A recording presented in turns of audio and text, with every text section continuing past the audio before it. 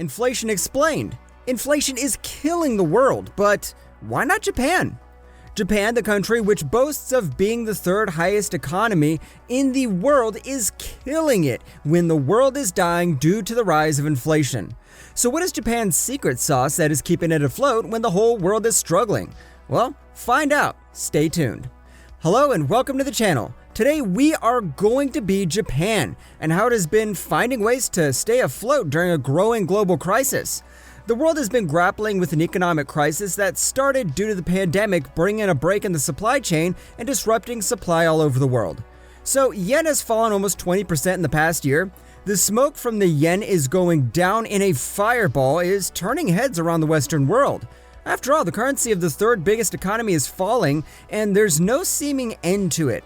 Then, is there any cause for worry, or is there more to see than what meets the eye? Is there an actual crisis, or is Japan attempting an economic strategy to devalue the currency? The truth is, yes. Japan's government is indeed devaluing their currency on purpose. No, they have to lose it, but rather there is more method to the madness, to the strategy, than what can be seen right away. So what are the reasons for the government of Japan to devalue its currency? So to understand this, you need to understand the role that yen, or for that matter, any currency plays in a country. In a country, whenever its central bank prints a note, it is used to support debt that was created in the country. By that fact, any note that is created by the central bank contributes to debt in that country.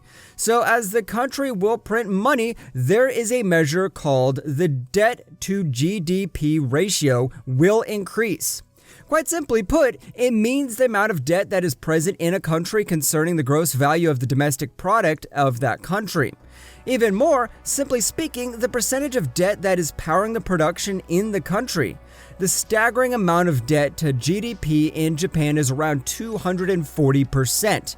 Now, when you hear the debt, you must know that there is a distinction between internal debt and external debt. In the easiest terms, internal debts are that which are created by the internal currency of the country, and external debt is exactly the opposite. That is, it is created in the external currency. So now the Sri Lankan crisis is contributed by the fact that Sri Lankan government took external debt, i.e., they took on debt in the currency of other countries. Here, although the fact that brings relief is that Japan's economy has the presence of internal debt. Therefore, it is not in as much trouble as other countries that have taken external debt. Even then, anyways, a debt has to be paid after all, and how can Japan do it?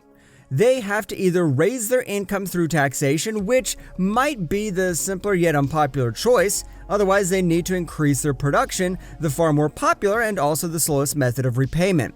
There is a far more secret and much easier method, which is what you do when you control the minting machines in the country. Print the money you need to repay, and Japan's government seems to have chosen exactly that shortcut.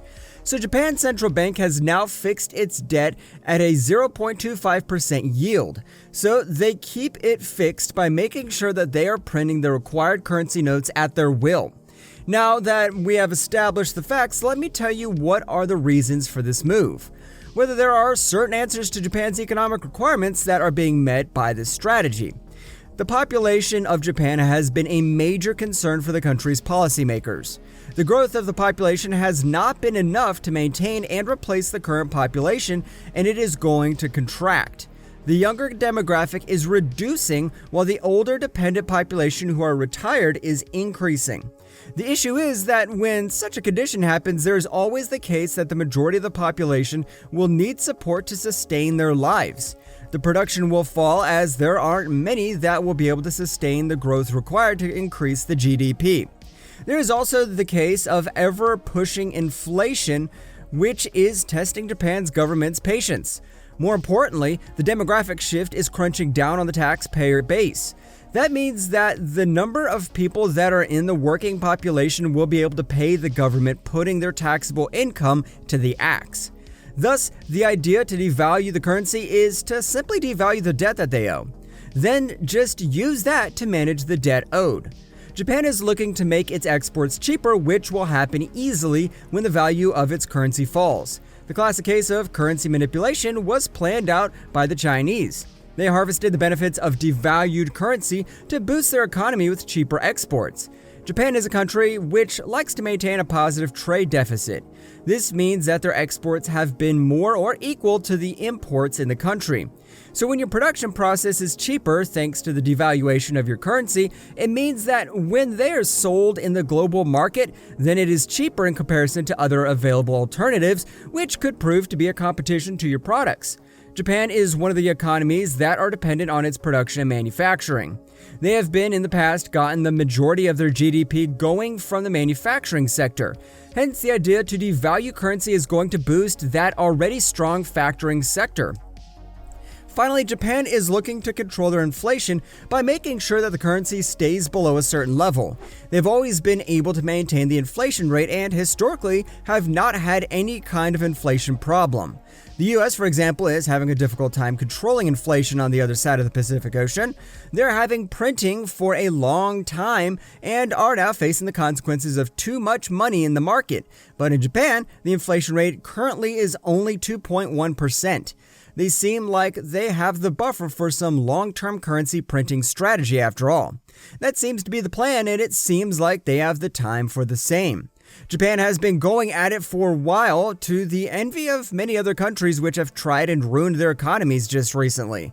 They have been printing yen for a long time at a higher rate than most countries, but somehow they have been able to control their economy. The country has remained prosperous while countries like Sri Lanka, Venezuela, and Zimbabwe tried the same and got burned, damaging their economy completely. So why is Japan's economy going to be any different, you might ask? And that is exactly what many economic experts are also asking. Whether there is some stage where we might see the Japan's crash just like the countries that try to do the same. The inflation rates in Japan are so low compared to other countries in the world. This is why they are going to be able to wither the ill effects of printing a lot of currency notes in the market. This is why there are no worries from the side of the government, and so on they go on their way by printing more and more currency notes. Is there some miraculous power at work here that is helping Japan's government maintain certain levels of inflation that is the other countries don't have and are struggling with? Well, to answer that, Japan's economy is an economy that prides itself on being a very self-reliant economy.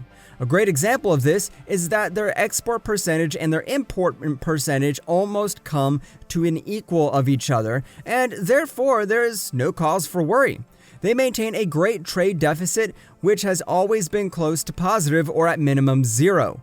They can add value to their economy in comparison to the goods that they export. There is the factor that Japan, being a mature and developed economy, means they don't have to deal with any of the problems that high consumption that economies like India have to deal with, leading their trade deficit to be at a more negative end of the spectrum. While in comparison to the US, there is a lot less wastage on the products in their domestic economy. An example of this is how the US sells their products in larger packages, which leads to a higher chance of wastage. Then, on the other hand, Japan sells their products in much smaller units. For instance, they are ready to sell an individual egg, but in the US, for example, they arrive in packets. Also, the cultural aspect of Japan means that they are a more saving economy and respect shrewd spending as opposed to the extra consumeristic society of the US. This is why Japan has been able to maintain inflation less, or at least at best, a less inflation economy. These are the reasons why Japan has been able to maintain its economy while still devaluing its currency and still not falling prey to inflation. There you have it, guys. That are our analysts of why Japan's government can be invincible to the inflation crisis that is happening all over the world. If you liked the video, then show us some love by pressing the like button on the video. Press subscribe to get more such videos, and press the bell icon and get instant updates on new videos.